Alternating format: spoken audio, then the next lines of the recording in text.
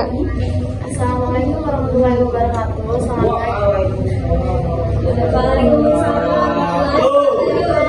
Selamat pagi teman-teman semua. Perkenalkan kami dari kelompok 5 ingin mempresentasikan hasil PPT kami. Sebelum itu, izinkan kami memperkenalkan diri. Saya Cidania Putri sebagai moderator.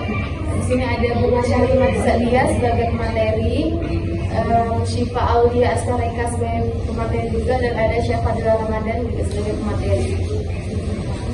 Di sini kalian telah tentang individu dan lembaga yang akan dibacakan oleh Lili.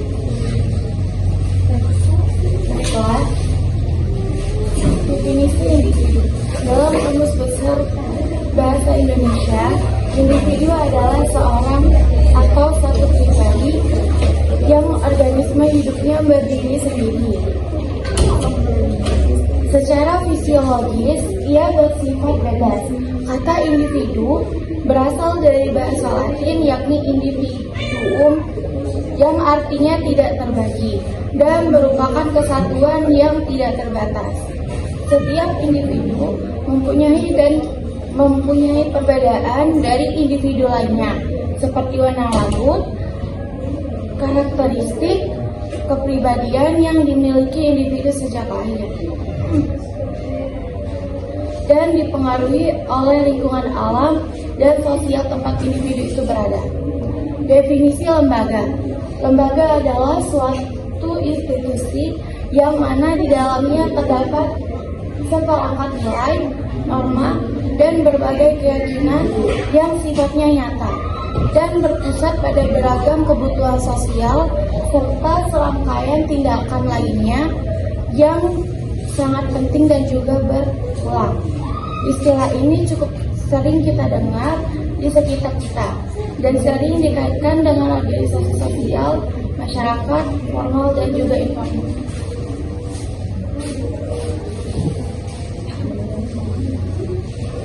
Terus selanjutnya ada sejarah individu dan lembaga yang akan dibacakan oleh Syifa. Jadi di sini saya akan menjelaskan tentang sejarah individu dan lembaga. Yang pertama ada sejarah individu. Istilah individu ini berasal dari bahasa Yunani, yaitu individu yang artinya tidak terbagi.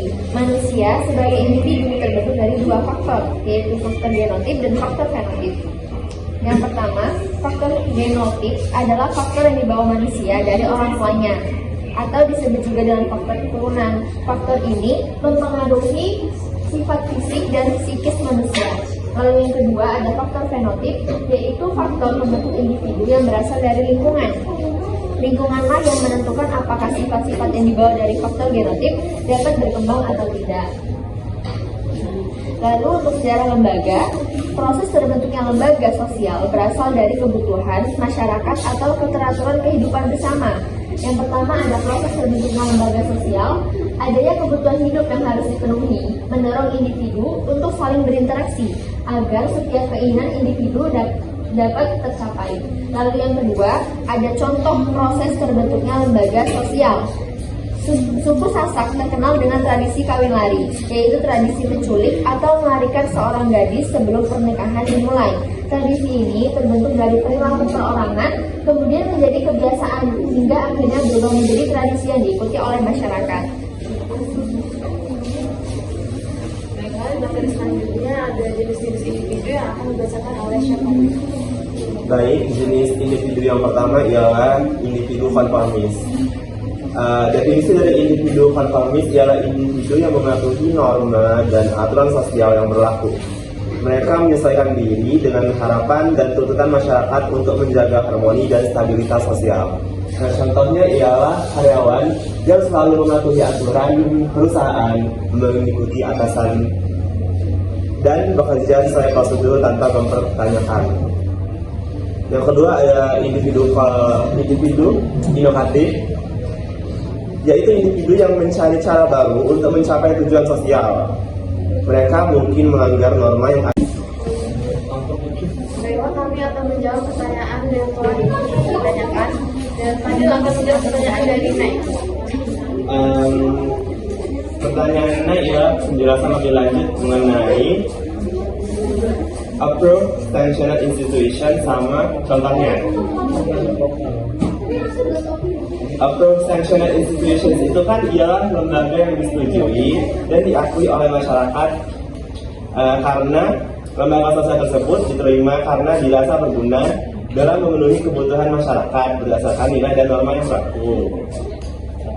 Nah, lembaga-lembaga ini tuh penting karena mereka tuh berperan dalam menjaga ketertiban sosial, memberikan pendidikan dan menegakkan hukum serta nilai-nilai moral, dan juga membantu dalam pembentukan identitas sosial dan memfasilitasi interaksi antar anggota masyarakat. Kenapa bisa diterima oleh masyarakat? Karena mereka memainkan peran penting dalam memenuhi kebutuhan dan menjaga stabilitas sosial. Nah, beberapa alasan utama ialah satu, pemenuhan kebutuhan dasar. Lembaga seperti sekolah, rumah sakit, dan pasar yaitu membantu memenuhi kebutuhan pendidikan, kesehatan, dan ekonomi masyarakat. Nah, tanpa lembaga-lembaga ini, kebutuhan dasar masyarakat sulit terpenuhi. Yang kedua, stabilitas dan ketertiban sosial. Nah, lembaga hukum dan lembaga keamanan seperti pengadilan dan kepolisian berperan penting dalam menjaga hukum dan ketertiban. Mereka membantu mencegah dan menyelesaikan konflik dan memastikan bahwa masyarakat hidup dalam lingkungan yang aman dan tertib. Poin ketiga adalah pewarisan nilai dan norma. Nah, lembaga agama dan keluarga berperan dalam menanamkan nilai-nilai moral dan norma sosial kepada anggotanya yang membantu membentuk identitas individu dan perilaku yang sesuai dengan harapan masyarakat. Poin keempat adalah interaksi dan integrasi sosial. Lembaga sosial menyediakan platform untuk interaksi dan integrasi antara anggota masyarakat. Misalnya lembaga pendidikan yang tak hanya mengajarkan pengetahuan, tetapi juga membantu membangun jaringan sosial dan keterampilan interpersonal. Poin kelima ialah pengakuan dan legitimasi. Ya, yaitu yang lembaga yang diterima secara luas biasanya memiliki pengakuan dan legitimasi dari masyarakat. Pengakuan ini diperoleh melalui sejarah, tradisi, dan keberhasilan dalam memenuhi peran mereka secara efektif. Nah, contohnya di mana?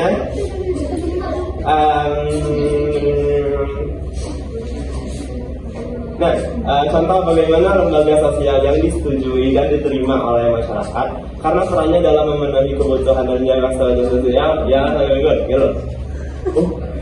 Yaitu satu, lembaga pendidikan, contohnya ialah sekolah dan universitas.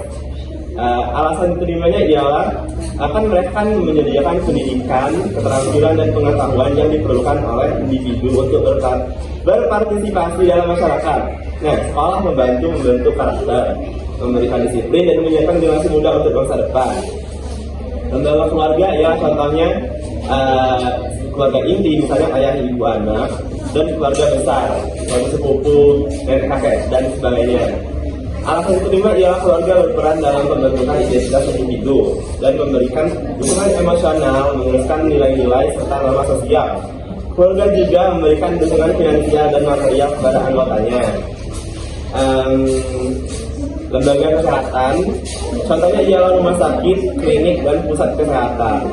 Alasan diterima ialah mereka menyediakan layanan kesehatan dan medis yang penting untuk kesejahteraan fisik dan mental masyarakat. Lembaga kesehatan memainkan peran kritis dalam menjaga kesehatan publik dan mengatasi wabah penyakit. Begitu, apakah pertanyaan jawaban dari tadi sudah? Pertanyaan selanjutnya dari